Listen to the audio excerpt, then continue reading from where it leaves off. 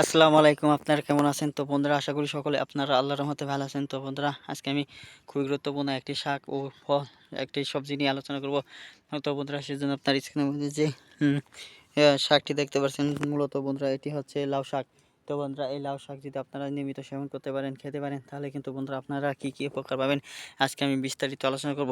তো বন্ধুরা এই লাউ শাকের মধ্যে এমন কোনো প্রোটিন ও ভিটামিন সকল ধরনের জিনিস রয়েছে। তো বন্ধুরা এই লাউ শাক কেন খাবেন? এই লাউ শাক খাওয়ার কারণ হচ্ছে বন্ধুরা এই লাউ শাক যদি আপনারা নিয়মিত সেবন করতেন তাহলে বন্ধুরা আপনাদের স্মৃতিশক্তি বৃদ্ধি পাবে এবং কি বন্ধুরা যারা পড়াশোনা মনে রাখতে পারছেন না তারা যদি সহজেই পড়াশোনা মনে রাখতে চান তাহলে বন্ধুরা এই লাউ শাকটি খাবেন।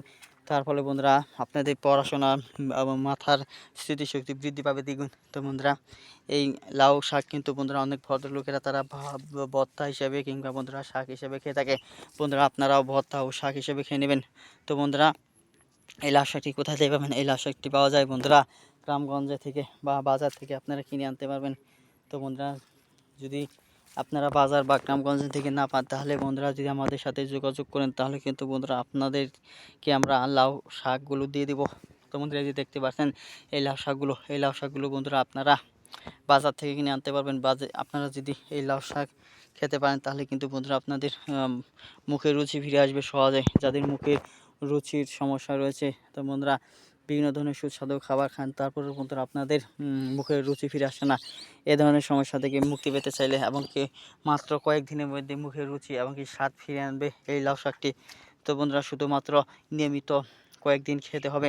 কয়েকদিন খাওয়ার ফলে আপনারা কিন্তু 100% কার্যকরী উপকার পেয়ে যাবেন। তো বন্ধুরা যারাই খেয়েছে তারাই উপকার পেয়েছে। তো বন্ধুরা সবচেয়ে ভালো হয় আপনারা যদি এই শাকগুলো ভর্তা দিয়ে খান। তাছাড়া বন্ধুরা এই এই গাছের মধ্যে যে বন্ধুরা যে সমস্ত ধরে লাউ ধরে সেই সমস্ত লাউ যদি বন্ধুরা আপনারা তরকারির মধ্যে খেতে পারেন, ভাজি হিসেবে খেতে পারেন কিংবা বন্ধুরা মাংসের মধ্যে দিয়ে খেতে পারেন কিন্তু বন্ধুরা অনেকটাই উপকার পাবেন। ধন্যবাদ আপনাদেরকে।